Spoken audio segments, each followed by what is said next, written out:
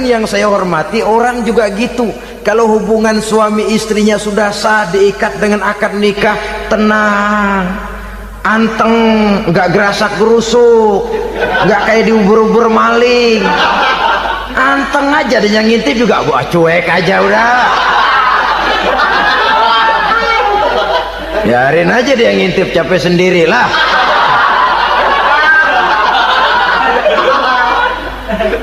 Tapi kalau nyuri-nyuri, coba lihat dah, mana di kebun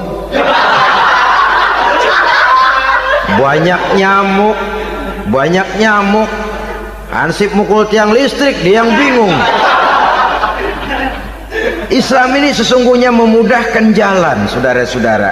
Jadi sebagai social agent, wanita bisa berperan untuk itu, apalagi untuk hal-hal yang menyangkut wawasan kemanusiaan, di mana kaum wanita karena emosinya lebih tinggi daripada kaum laki-laki, dia sangat peka terhadap masalah-masalah yang menyangkut kemanusiaan.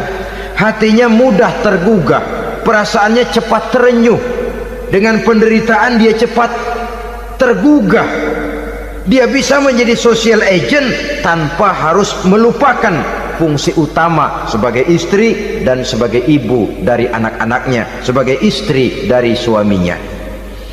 Saudara hadirin yang saya muliakan, dahulu Al-Quran pernah menceritakan betapa istri-istri pembesar di istana mewah di zaman Nabi Yusuf, kalau istilah sekarang nyonya-nyonya jet set, nyonya-nyonya VIP, betapa mereka mau memporak-porandakan keimanan seorang pemuda seperti halnya Nabi Yusuf alaihi salam. Dan Nabi Yusuf kemudian ternyata tidak mau jadi gigolo yang kerjanya hanya menyenangkan wanita-wanita jet set kelas VIP ini tadi. Sesungguhnya ini cuma satu simbol yang kejadiannya bisa saja terjadi pada zaman modern dalam versi dan kondisi yang berbeda. Namun bagaimanapun juga, wanita dengan peranannya sebagai social agent, sebagai penggerak masyarakat, sangat besar pengaruhnya dalam ikut mewarnai perkembangan suatu negara.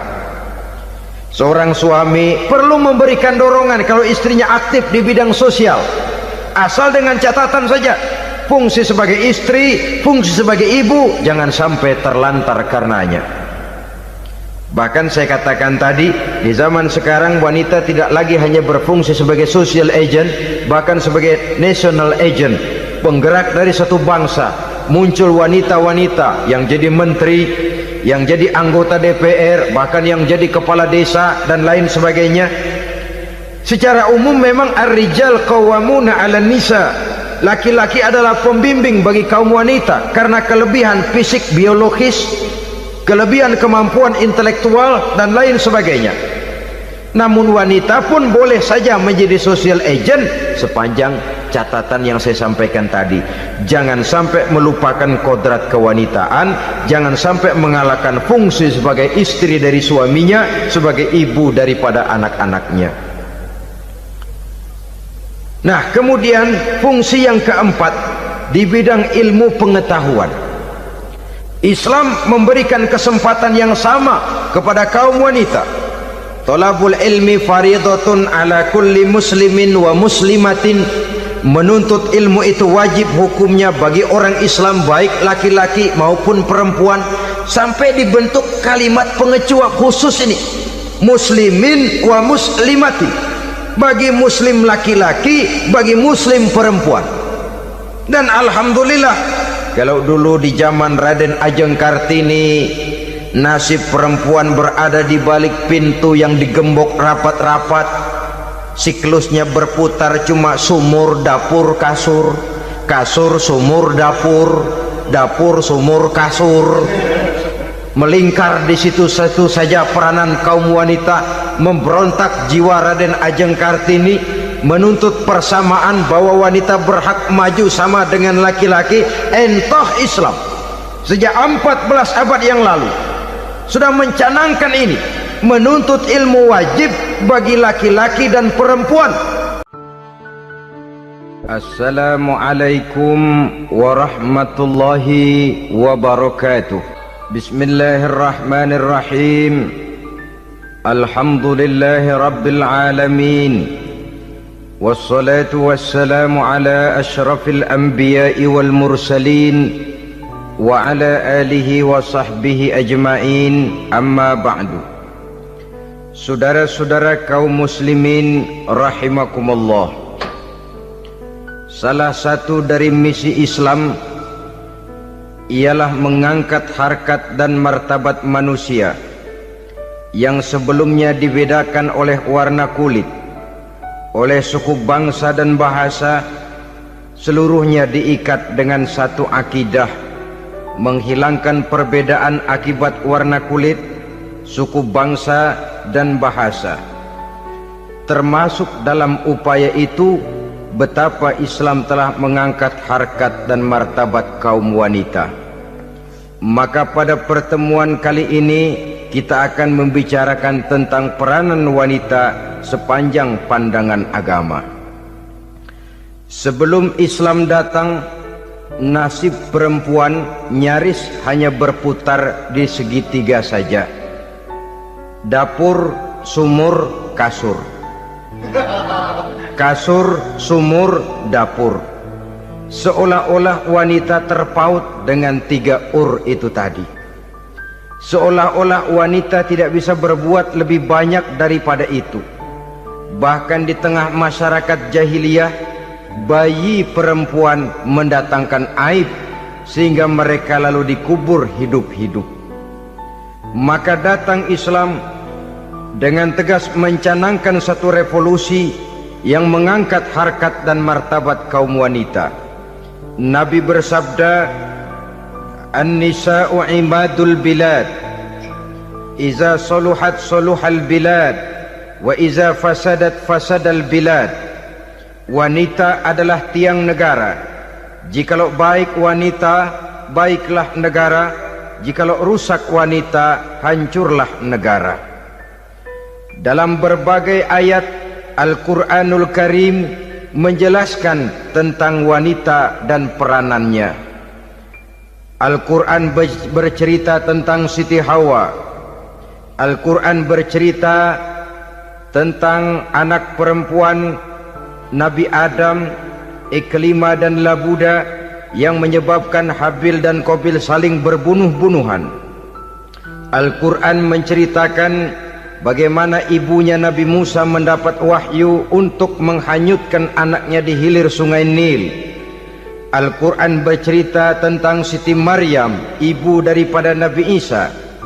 Al-Quran bercerita tentang 2 putri Nabi Yusuf, yang akhirnya salah satunya menjadi istri daripada Nabi Musa. Pun Al-Quran bercerita tentang Ratu Balkis, seorang wanita yang menjadi penguasa di negeri Sabah, yang demikian besar pengaruhnya dan wawasannya. Dan banyak lagi Al-Quran menceritakan keadaan kaum wanita, sampai-sampai dalam Al-Quran ada satu surah yang dinamakan surah An-Nisa. Ini seluruhnya berarti bahwa Al-Quran telah menempatkan kaum wanita dalam satu posisi yang mulia dan terpuji. Al-Quran memberikan emansipasi, bahwa wanita berhak mengejar kemajuan sebagaimana halnya kaum laki-laki.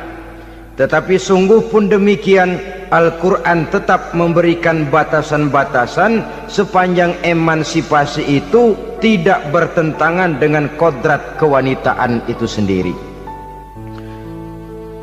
Kalau persamaan dan kemajuan, kalau emansipasi dan hak asasi sudah tidak sesuai lagi dengan kodrat kewanitaan, pada akhirnya bukan mengangkat harkat dan martabat kaum wanita, justru malah merendahkan derajat dan martabat kaum wanita itu sendiri. Seperti sebagian besar wanita ini, mereka berteriak menuntut tentang persamaan hak, tapi mereka melupa apa batasan daripada persamaan hak itu sendiri. Sesungguhnya Islam dengan segala konsepsinya yang mengangkat martabat kaum wanita itu memberikan keleluasaan kepada kaum wanita untuk maju bersama laki-laki sepanjang tidak menginjak-injak kodrat kewanitaan itu sendiri. Kalau sudah sampai kepada menginjak kodrat kewanitaan, maka akan merendahkan martabat kaum wanita. Sebab apa? Secara fisik dan psikis agaknya memang laki-laki sudah ditakdirkan oleh Allah untuk menjadi pembimbing bagi kaum wanita. Walaupun tidak tertutup kemungkinan wanita tampil sebagai pemimpin, tetapi dari segi fisik biologis misalnya, laki-laki itu diciptakan kekar, kuat untuk memikul dan melaksanakan tugas-tugas yang berat. Sedangkan perempuan pada umumnya adalah lembut, ayu, lemot, denok, geboy, dan lain sebagainya. Maka kalau kita baca sejarah, Allah itu belum pernah mengutus rasul perempuan. Semua rasul laki-laki. Sebab apa? Secara fisik biologis tugas kerasulan lebih dimungkinkan oleh seorang laki-laki. Tugas rasul itu berat. Kadang-kadang perang, dicaci maki, berhadapan dengan ujung tombak, ujung pedang dan lain sebagainya. Makanya seluruh rasul laki-laki, dan Allah belum pernah mengutus rasul perempuan. Dari segi lain, perempuan itu banyak terhalang untuk melaksanakan ajaran agama. Misalnya 1 minggu dalam sebulan perempuan itu terkena cuti khusus, mengalami masa menstruasi, tidak sholat, tidak puasa, tidak melaksanakan ajaran agama yang tidak dibolehkan pada saat menstruasi itu. Kalau ada rasul perempuan, lalu saat malaikat akan menyampaikan wahyu, kebetulan rasulnya sedang wah, itu bisa balik lagi malaikat Jibril ke langit itu.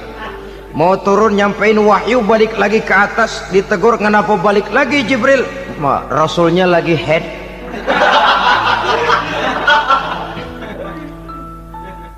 Atau pada saat agama dalam bahaya, agama dalam hinaan, agama dalam ancaman, rasulnya perempuan kebetulan sedang hamil besar. Apa lalu perang ditunda? Pengumuman perang ditunda saja sampai rasul melahirkan.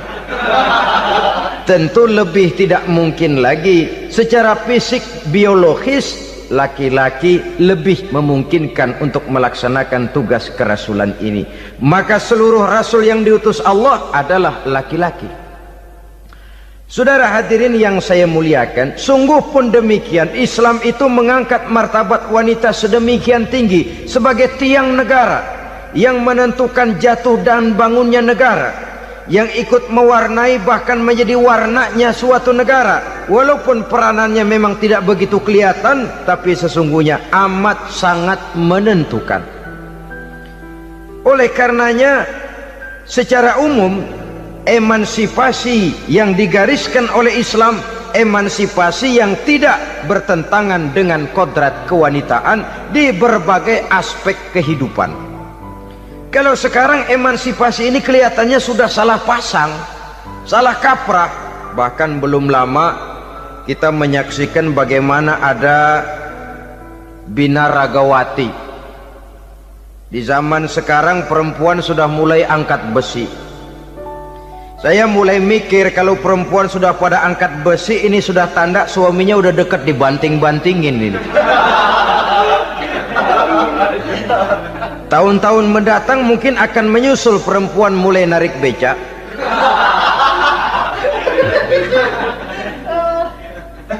Nampaknya kan sudah tidak lagi mengindahkan kodratnya sebagai wanita. Ada olahraga yang hanya pantas dikerjakan oleh laki-laki. Oleh karena itu pada kesempatan ini kita akan mencoba melihat peranan wanita dari berbagai dimensinya. Yang pertama, peranan wanita sebagai istri. Adalah Rasul memilih istri pertamanya Sayyidatuna Khadijah radhiyallahu anha. Kalau pilihan utama beliau pertama kali nikah dengan Siti Khadijah, jelas itu pilihannya bukan karena kecantikan. Kenapa? beliau nikahi Siti Khadijah dalam usia 40 tahun Khadijah dan 25 tahun Rasul. Statusnya janda pula. Kalau beliau seorang pemburu kembang, pemburu bunga, kenapa mesti nikah dengan janda berumur 40 tahun? Sedangkan beliau waktu itu masih berumur 25 tahun. Apa sasaran utamanya?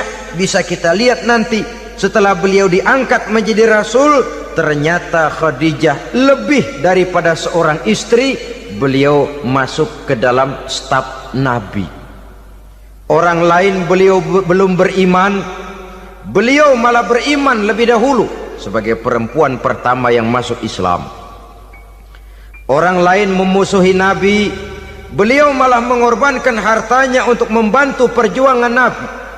Istri setia semacam ini dengan peranannya sebagai istri yang sedemikian rupa memberikan andil yang sangat besar bagi kesuksesan dan keberhasilan seorang suami. Sebaliknya, seorang istri bisa mempengaruhi suaminya. Seorang suami yang jujur, polos, lugu, sederhana bisa jadi koruptor ulung kalau didorong-dorong oleh istrinya. Seorang istri Pak Lurah memang tidak ikut mengatur kelurahan, tapi dia bisa mewarnai suaminya. Seorang istri gubernur memang tidak ikut mengatur provinsi, tapi dia bisa mewarnai suaminya. Sepanjang warnanya positif, tentu sangat baik dan sangat diharapkan. Tetapi kalau warnanya negatif, kiamatlah akibatnya umat ini. Oleh sebab itu, peran pertama dari kaum wanita sesungguhnya adalah sebagai istri yang mendampingi suami untuk mengolah dan melaksanakan tugas-tugas besar. Dari seorang yang paling kecil sampai kepada seorang yang punya jabatan paling tinggi sekalipun, pengaruh dan peranan istri memang sangat menentukan. Saudara hadirin kaum muslimin rahimakumullah, itulah sebabnya Nabi menikah dengan Siti Khadijah. Dan lebih dari itu, sebelum menikah dengan Nabi, Siti Khadijah itu sudah terkenal sebagai pengusaha wanita, business girl kalau bahasa sekarang ini. Bahkan jaringan-jaringan bisnisnya tidak hanya Mekah saja, tidak hanya antar kota, bahkan sudah antar negara, dari Mekah ke Syam, dari Mekah ke Madinah dan lain sebagainya, yang bahkan kita tahu Rasul pada mulanya pun ikut membantu perdagangannya Siti Khadijah radhiyallahu anha ini. Jadi kalau bercermin dari karier Siti Khadijah, boleh saja wanita bergerak di bidang bisnis, asal memang profesi, bukan karena dengan senjata dan modal kecantikan lalu membujuk dan merayu orang sampai telap sehingga bisnisnya berjalan lancar dengan jalan menjual kecantikannya. Tidak, bergerak di bidang bisnis yang memang profesinya di situ. Tidak ada salahnya. Bisa saja perempuan menjadi bisnis girl seperti yang dicontohkan oleh Siti Khadijah radhiyallahu anha ini. Sebab itu, kontes-kontesan yang hanya bertitik kepada rupa yang ayu saja, rupa yang cantik saja, sesungguhnya bukan hanya tidak bermanfaat, tapi saya pikir juga sangat tidak mendidik. Yang mengajar anak-anak remaja putri kita untuk berlomba-lomba hidup dalam kepalsuan. Alis mata palsu, hidung pesek dimancungin palsu, operasi plastik. Alis matanya dikerik, bikin yang palsu. Tai lalat lagi bikin yang palsu. Gincu bibir dimerahin, palsu. Seluruhnya hidup dalam kepalsuan. Akan lebih baik kalau kita ini misalnya mengadakan kontes yang menitik beratkan kepada ketinggian IQ, kecerdasan, kemampuan, skill, keahlian dan kemampuan. Tidak hanya dititik beratkan kepada rupa yang ayu dan cantik semata-mata. Sebab di samping manfaatnya diragukan, juga sangat tidak mendidik buat generasi yang akan datang. Terutama ibu-ibu, peran utama wanita sesungguhnya adalah sebagai istri mendampingi suami dalam melaksanakan tugas-tugas besar. Satu hari serombongan ibu-ibu pernah datang menghadap Rasul mengajukan satu resolusi, protes kalau bahasa kita sekarang. Ya Rasul, ada apa bu? Kalau laki-laki sih enak. Enak bagaimana? Iya, kalau orang laki-laki sholat, perempuan sholat. Laki-laki puasa, perempuan puasa. Laki-laki pergi haji, perempuan pergi haji. Laki-laki menuntut ilmu, perempuan bisa menuntut ilmu. Tapi kalau laki-laki pergi jihad, perang membela agama, kami perempuan tidak bisa ikut jihad perang di medan pertempuran. Padahal pahala jihad sangat besar dan kami ingin mendapat pahala jihad. Tidak adil kalau begini ya Rasul, izinkan kami pergi jihad. Ini perempuan di zaman Rasul, kalau ada kebaikan tidak bisa ikut, rasanya rugi bukan main, lalu protes. Apa jawab Rasul? Beliau senyum. Ibu-ibu jangan khawatir, walaupun ibu-ibu tidak maju ke medan perang, ada ibadah yang pahalanya sama dengan pahala jihad itu. Apa ya Rasul? Beliau menjawab, jihadukunna fi baitikunna. Jihadnya ibu-ibu, jihadnya kaum wanita adalah di rumah tangganya sebagai istri. Memasak makanan suaminya, mencuci pakaian istrinya, mengasuh, merawat dan membesarkan anak-anaknya, itu seluruhnya bagian daripada ibadah yang pahalanya tidak kurang dengan pahala jihad. Kenapa? Al-Quran itu memberikan sesuatu sesuai dengan kedudukannya. Kalau perempuan pergi perang jihad membela agama, musuhnya laki semua, kayak apa perangnya? Itu musuhnya bisa nggak mau pakai pedang, perangnya udah gulat aja udah. Sehingga Rasul lalu memberikan satu jalan keluar yang membuat wanita-wanita itu lega. Jihadukunna fi baitikunna. Ibu-ibu sih tidak usah khawatir, jihad ibu adalah di rumah tangga ibu-ibu semua. Sejak bangun tidur sampai tidur kembali, nyaris kaum ibu itu 24 jam pekerjaannya. Sebagai istri, dia melaksanakan jihad di rumah tangganya. Peranan wanita yang pertama adalah sebagai istri, yang walaupun tidak kelihatan dan menonjol seperti halnya laki-laki, tapi sangat mewarnai, bahkan menjadi warna dari tugas apapun yang dihadapi oleh suaminya. Dulu ada seorang orator, kalau pidato hebat bukan main. Kalau dia bernada gembira, semua orang senyum. Kalau dia bercerita tentang sesuatu yang sedih, satu masjid orang nangis. Orang tanya kepadanya, Pak, bisa pidato begitu hebat, siapa yang bikin? Ya saya sendiri. Istrinya dari belakang bilang, tidak, yang bikin pidatonya hebat saya. Kata suaminya, mana bisa, saya, kata istrinya. Kalau saudara tidak percaya, tunggu Jumat depan, dia khutbah Jumat, saya akan bikin khutbahnya tidak hebat, kata istrinya. Sudah hari Rebo, siap-siap mau bikin konsep khutbah, baru mau nulis, datang istrinya, Bang, tolong pegangin anak, saya mau ke warung. Mau bikin konsep lagi, kata istrinya, Bang, tolong ini, tolong itu, tolong ini. Sampai mau berangkat khutbah Jumat, khutbah belum selesai dibikin. Begitu naik mimbar, kehabisan bahan. Sudah 10 menit masih ama ba'du. Ini yang dengar heran, ini orang kok bicaranya bisa cuma amat sama badu saja. Di situ kelihatan saudara-saudara betapa peran serta istri yang walaupun tidak kelihatan oleh pandangan mata yang zahir, tapi teramat sangat menentukan. Sekali lagi, tidak ada seorang suami bisa sukses jadi apapun dia tanpa peran serta istrinya di rumah. Tidak ada kemajuan yang bisa diperoleh kalau tidak karena peran serta istrinya di rumah. Tidak ada kesuksesan yang bisa diraih tanpa keikutsertaan daripada istrinya di rumah. Walaupun suaminya yang dikenal orang, suaminya yang dipuji orang, suaminya yang disanjung orang, bagian besar tetaplah saham dan andil daripada istrinya yang di rumah itu. Ini makna an-nisa imadul bilad. Wanita adalah tiang negara. Jikalau baik wanita, baik negara. Jikalau rusak wanita, hancur negara. Karena wanita, negeri Sabah menjadi terkenal tentram, aman, wawasan politiknya luas. Seorang semacam Cleopatra bisa menaklukkan Julius Caesar. Dan begitu selanjutnya.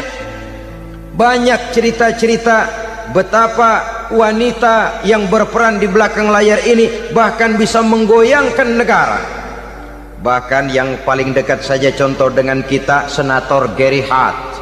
Saudara masih dengar tentu itu, betapa harus terpaksa mengundurkan diri dari pencalonan presiden Amerika karena kasusnya dengan Donna Rice itu, dengan hostess itu.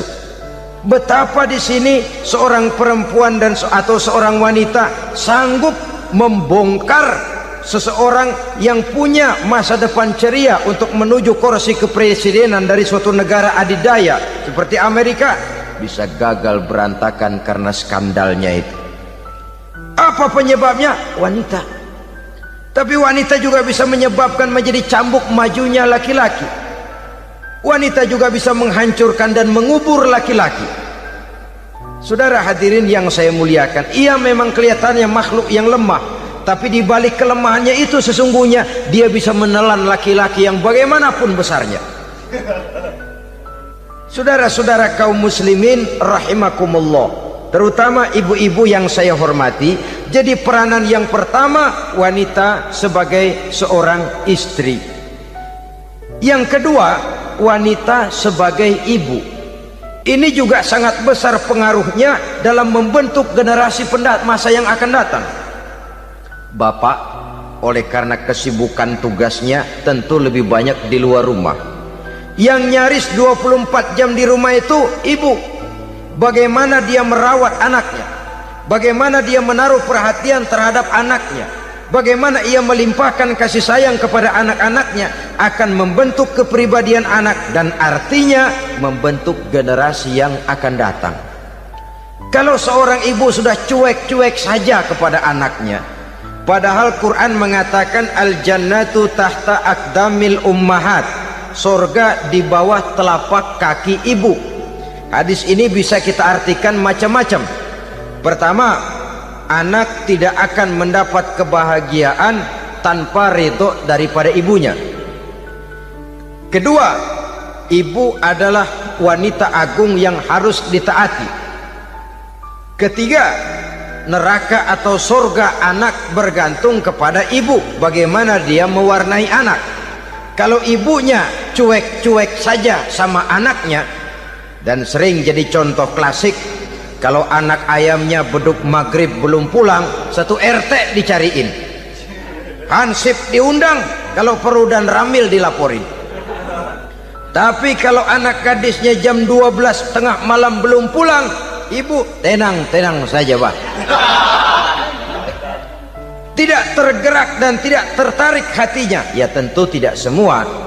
Kalau sudah begitu, bukankah hakikatnya ibu sudah menciptakan neraka buat anaknya sendiri? Khalil Gibran dalam satu tamsil yang indah pernah mengatakan, kalau kita diberikan sebutir mutiara, sebutir intan, dan intan itu sebutirnya sebesar telur ayam, benda yang sangat langka dan berharga, tentu kita sayang intan atau mutiara itu. Kita jaga baik-baik, kita simpan dalam kotak, kotaknya kita kunci, kotak itu kita simpan di dalam lemari, lemarinya kita kunci lagi, lemarinya ada di dalam kamar, kamarnya pakai pintu, pintunya kita kunci lagi, kamar itu ada dalam rumah, rumahnya pakai pintu, dikunci lagi, kemudian rumahnya pakai pintu gerbang besar, gerbangnya juga digembok lagi. Untuk menjaga intan itu jangan sampai hilang, begitu usaha kita berlapis-lapis. Dan intan itu sudah diberikan kepada kita, kata Khalil Gibran. Apa dia? Anak-anak yang diamanahkan Allah kepada kita. Itu intan-intan mahal itu mutiara-mutiara pilihan yang dititipkan dan diamanahkan untuk kita jaga sebaik-baiknya. Haruskah dia sia-sia di tangan kita? Haruskah dia merana jatuh di tangan ibu yang tidak punya tanggung jawab? Saudara hadirin yang saya muliakan, oleh karenanya peranan sebagai ibu ini sangat menentukan bagi pembentukan generasi yang akan datang. Salah ibu mengarahkan anak, akan lahir generasi mendatang yang tidak kita harapkan. Sehingga Nabi bersabda, kullu mauludin yuladu 'alal fitrah fa abawaihi yuhawwidanihi aw yunassiranihi aw yumajjisanihi. Setiap bayi dilahirkan dalam keadaan suci, setiap bayi dilahirkan dalam keadaan bersih, tidak punya dosa. Islam tidak mengenal dosa warisan. Semua saja bayi lahir dalam keadaan suci dan bersih. Kalau demikian lalu bagaimana?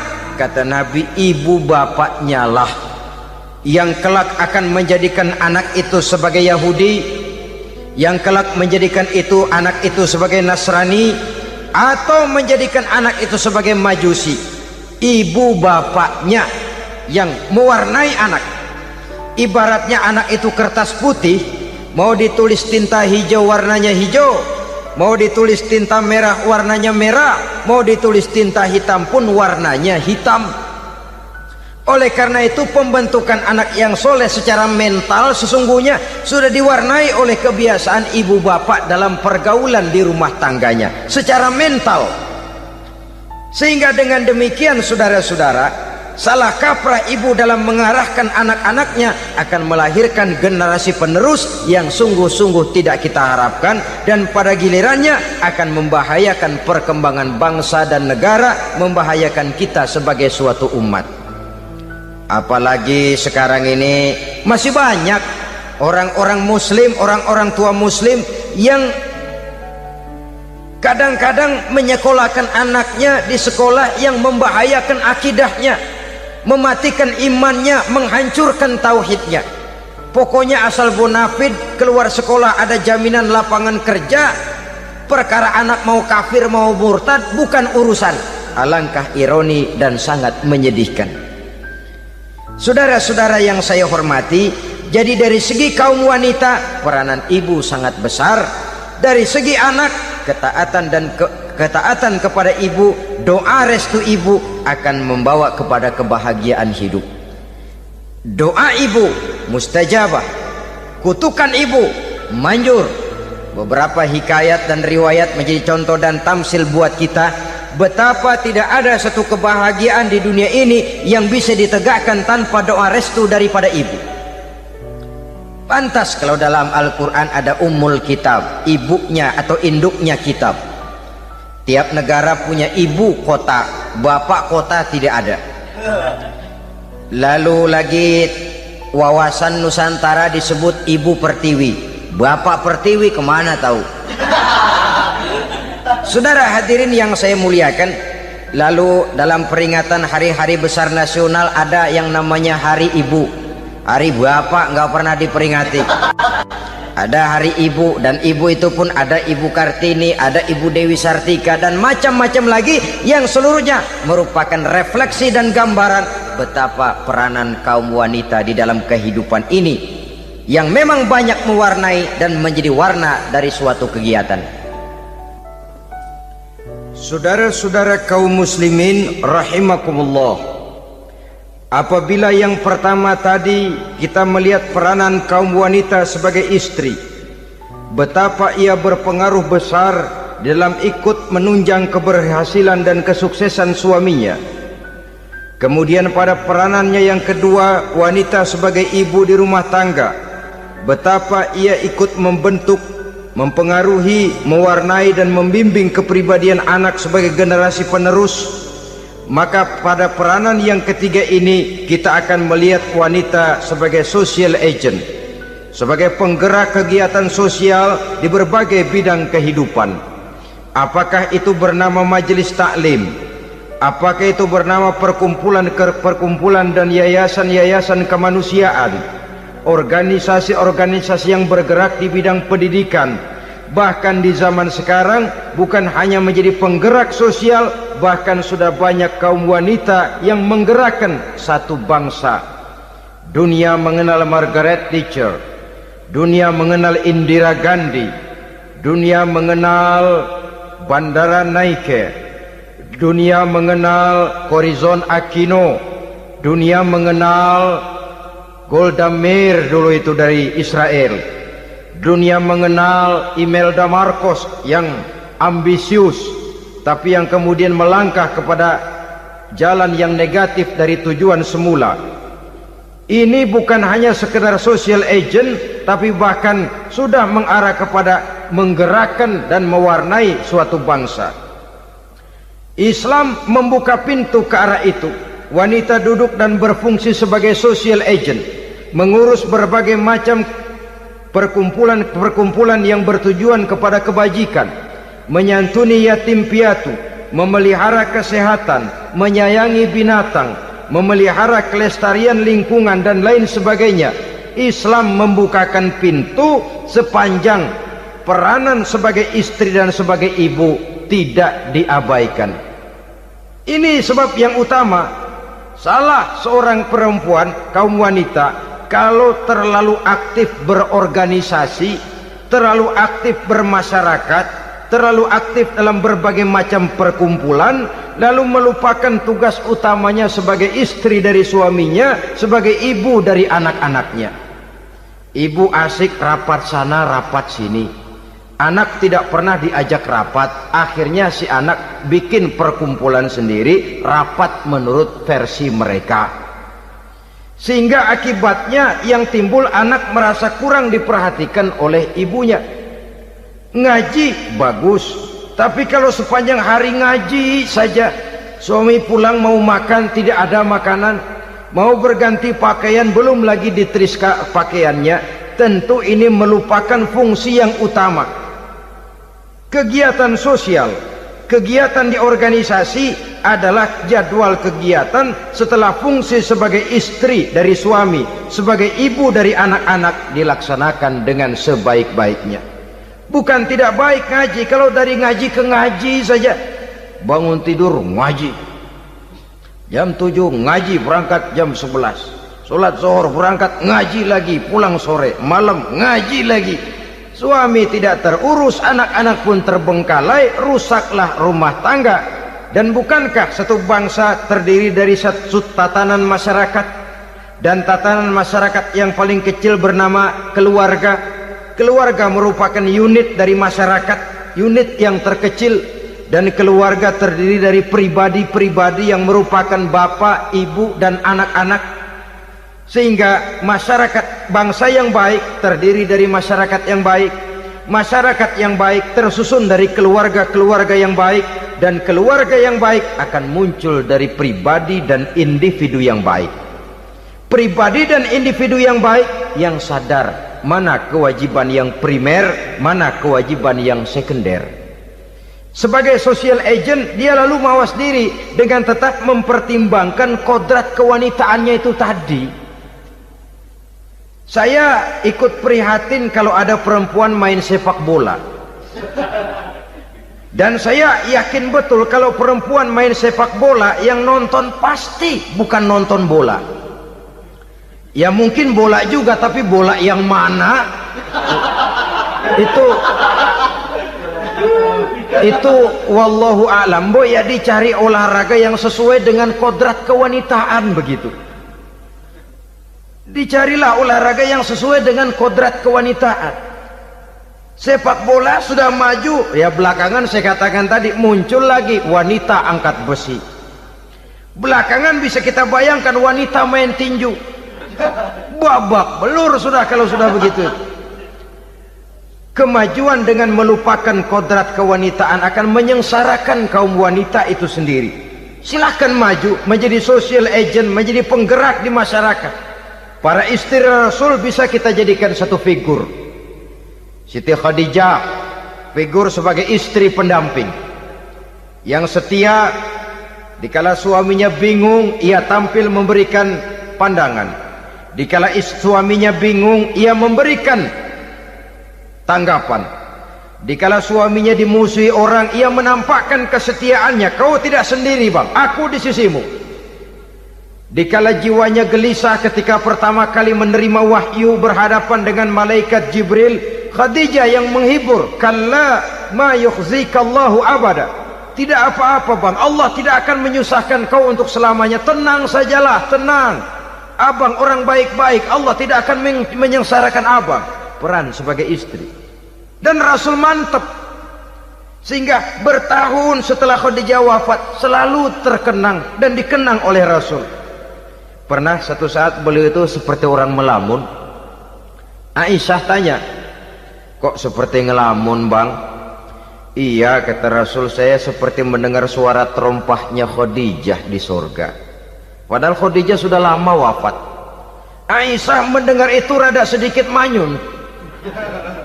Kata Aisyah, bang, cukup sekali ini saja, jangan sebut-sebut lagi nama itu ya. Cemburu rupanya. Ya soal cemburu sih nggak bini Nabi, nggak bini kita, namanya cemburu. Perempuan mesti ada. Apa jawab Rasul? Ya Humairah, Aisyah, haruskah saya melupakan seseorang yang dikala orang lain memusuhi saya, dia mati-matian membela saya.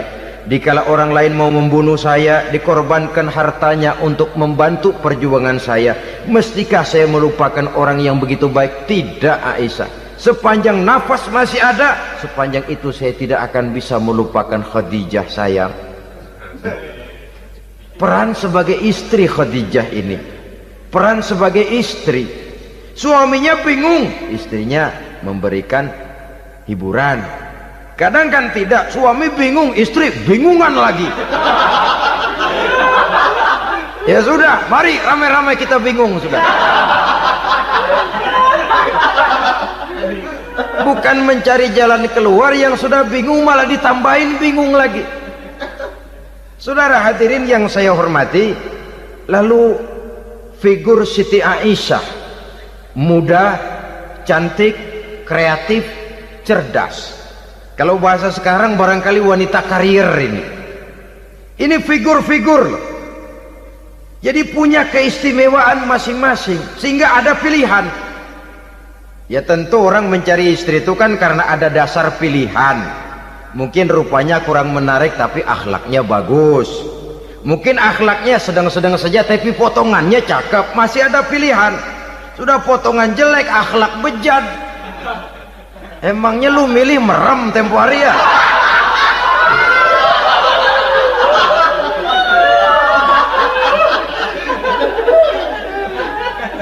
Sudah nggak ada pilihan apa-apa. Lalu ada istri yang punya keistimewaan karena sifatnya yang sabar, ada yang wataknya itu pemurah, ada yang sifatnya itu belas kasih. Pendeknya, dari istri-istri Rasul kita bisa menemukan figur-figur wanita teladan. Sehingga keliru kalau kaum orientalis barat mengatakan Rasulullah itu katanya sesungguhnya adalah seorang seks mania, istrinya banyak. Oh ini memang bajingan ini orientalis ini. Kalau Rasulullah itu seorang seks mania, tentu yang dinikahinya itu pertama jelas gadis semua, yang kedua tentu cantik-cantik semua. Dari istri-istri beliau yang dikawininya dalam keadaan gadis cuma Siti Aisyah. Selebihnya janda. Apa pertimbangannya? Menyantuni yatim-yatimnya, mengayomi janda-janda yang ditinggal suaminya gugur di medan perang, untuk memperkuat keimanannya. Itu pilihan utama Rasul. Kita sekarang ini ya ngakunya sih ikut sunnah Rasul, cuma sunnahnya urusan kawin melulu. Ada duit sedikit, kawin maning, kawin maning. Ditanya orang kenapa kawin melulu, sih mas sunnah Rasul. Bukan main. Kalau sudah urusan kawin pahlawan betul sunnah Rasul. Padahal kawin lagi dalam Islam itu sungguh pun boleh tapi tidak diperintah. Tidak diperintah, memang cuma boleh. Itu kalau dalam pesawat itu cuma semacam emergency exit lah ya, yang tidak boleh sembarang waktu bisa dibuka. Kalau memang sanggup berlaku adil, tafadhol. Kalau tidak, satu juga nggak habis. Lagian saya kira perempuan itu kan cuma perbedaan rupa saja, perbedaan selera saja. Seperti singkong dengan sate, bedanya kan cuma di tenggorokan. Kalau sudah masuk ke perut, kenyangnya kan sama. Perempuan cuma berbeda dalam selera, rasanya barangkali ya, barangkali.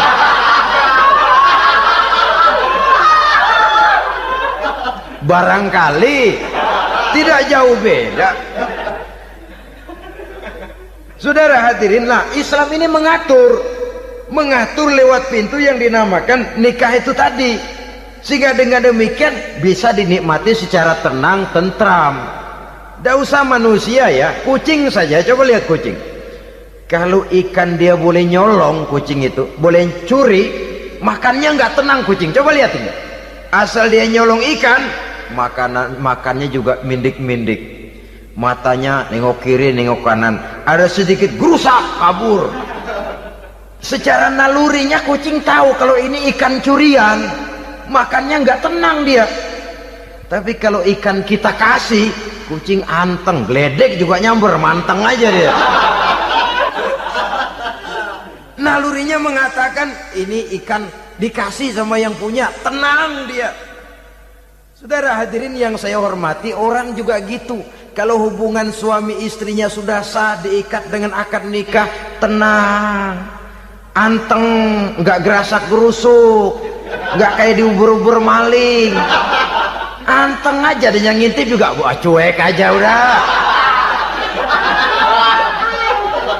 Biarin aja dia ngintip, capek sendirilah.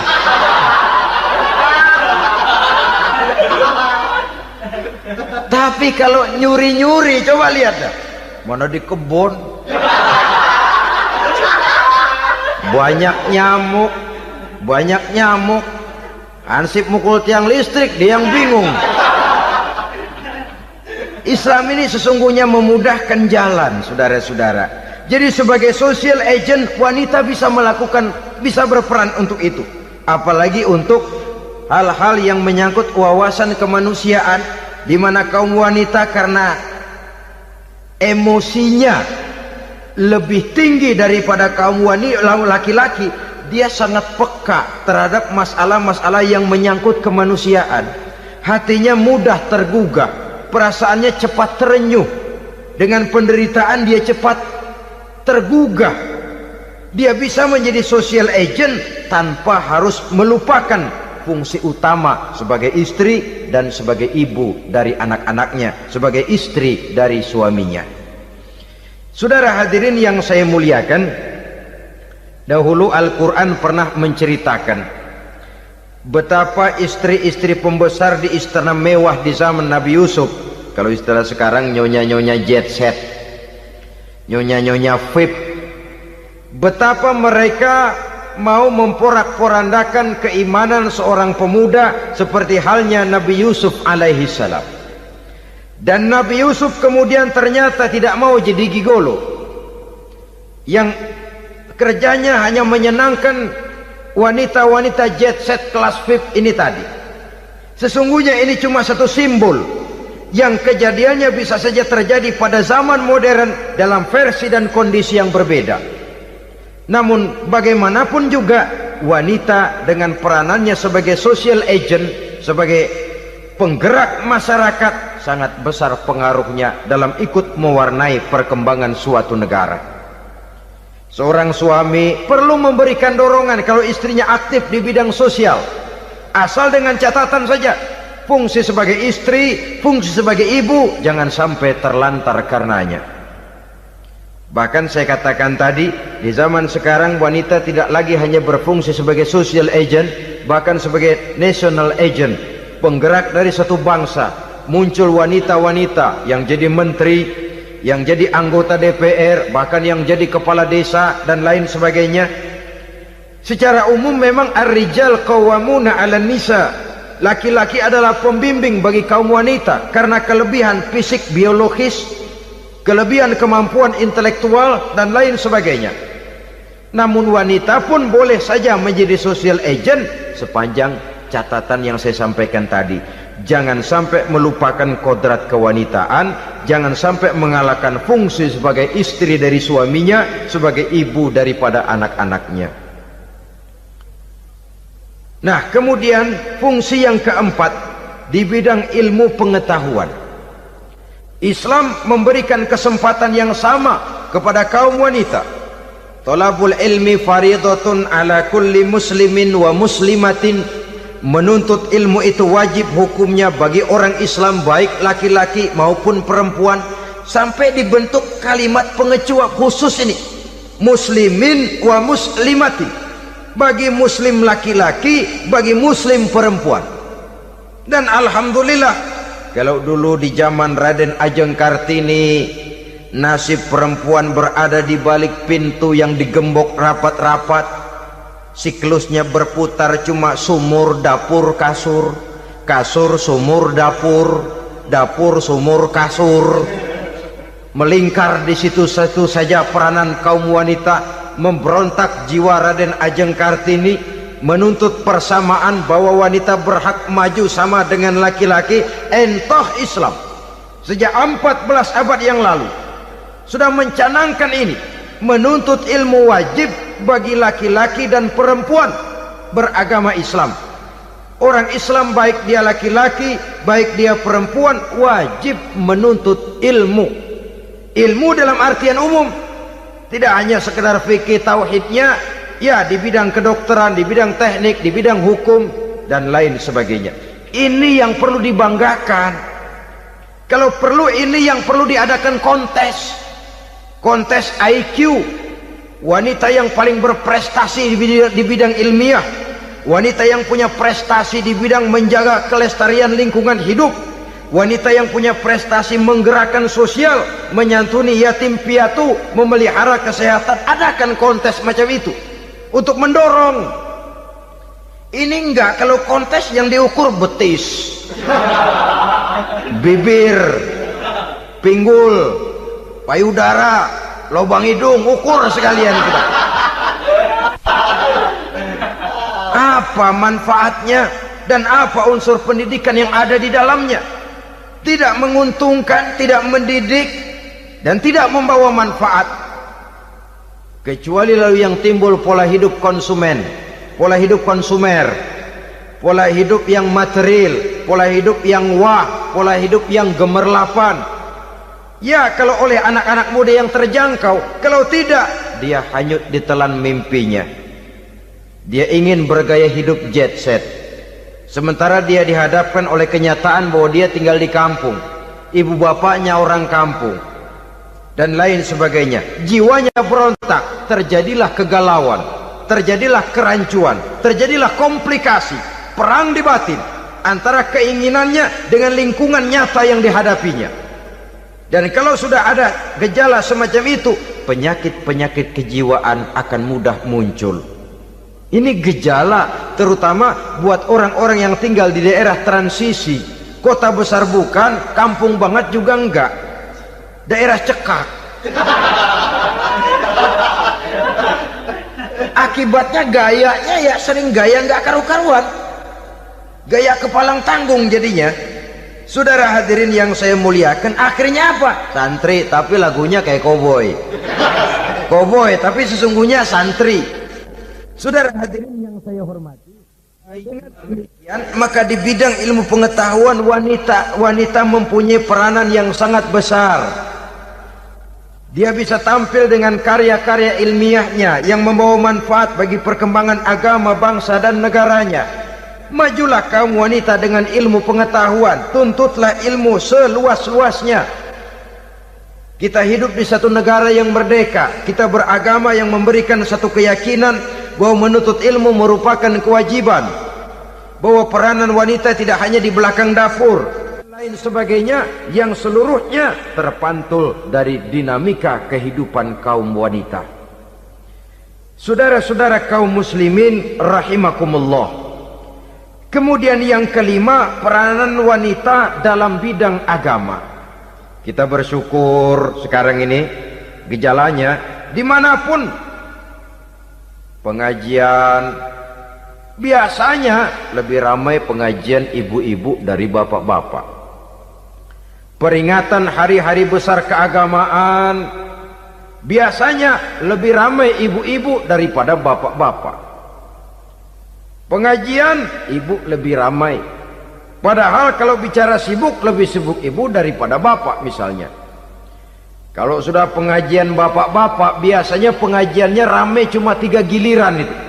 Pembukaan, maulid, penutupan. Kalau sudah yang rutin pengajian tiap minggu, 3 pojok yang ngaji. Yang atuh nguap, yang atuh pules, yang atuh ngiler. Saudara hadirin yang saya muliakan, ada badan kontak majelis taklim yang merupakan wadah daripada kegiatan ibu-ibu. Ada Ittihadul Muballighat, Persatuan Muballighat, ada Persatuan Para Asatizah, dan macam-macam lagi peranan ibu-ibu di dalam kehidupan beragama. Tapi sesungguhnya harus dimulai dari bagaimana si ibu mewariskan jiwa agama kepada anak-anaknya di rumah tangganya. Kalau itu gagal, dia mau melangkah ke masyarakat, dia sudah gagal sejak awal sesungguhnya. Keberhasilannya dia menata masyarakat akan mengakibatkan dia nanti bernasib seperti Nabi Nuh. Berhasil mengajak beberapa orang kafir mengikuti ajarannya, tapi gagal mengislamkan putranya sendiri Kan'an. Bukan tidak berusaha, tapi memang Allah sudah menghendakinya sedemikian untuk menjadi contoh buat kita semua. Yang penting orang tua berusaha dan berikhtiar. Kalau sudah berusaha dan berikhtiar, anak ternyata memang sulit diurus, barangkali memang fotokopinya Kan'an tuh anak. Ya orang tua kalau sudah berusaha, ya tawakallah. Jangan belum berusaha lalu berkata, jangan anak kita, anak Nabi aja ada yang bengal. Ngajar tidak mau, mengajar anak tidak mau, mendidik anak tidak mau, lalu mencontoh Nabi, salah kaprah namanya. Kaum wanita bisa berperan di dalam agama. Ketika Rasul hijrah, itu kan beliau tidak langsung ke Madinah. Dari Mekah itu beliau mengambil jalan arah ke kiri menuju Gua Sur. Ini dalam strategi militer punya makna sendiri. Jenderal yang ulung, ahli strategi militer ini.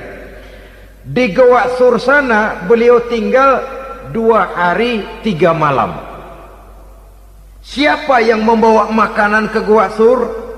Siapa yang menjadi kurir untuk mengintai kegiatan-kegiatan Quraisy setelah Nabi berangkat hijrah? Asma, putri Abu Bakar Siddiq radhiyallahu anhu. Jadi kurir, jadi spion, membawa makanan untuk Rasul dan ayahnya di Gua Sur. Ini peranan wanita. Di tengah bahaya, di tengah keadaan posisi terjepit, Rasul di dalam gua, diamatinya keadaan Quraisy, dilaporkannya kepada Rasul. Jasa seorang wanita bernama Asma, putri dari Abu Bakar Siddiq radhiyallahu anhu. Rabi'atul Adawiyah, seorang sayyidah sufiyah, ahli tasawuf yang terkenal dengan ajaran cintanya kepada Tuhan.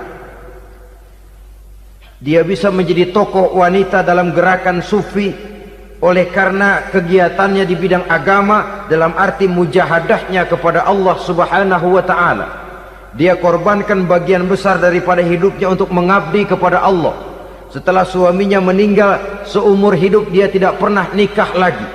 Bukan tidak cantik, cantik. Bukan tidak ada yang mau, banyak yang meminang. Bahkan diantaranya termasuk Sufyan Tsauri, seorang tokoh juga, pernah mencoba meminang beliau. Kata Sufyan, Rabi'ah, bagaimana? Kamu kan janda? Iya.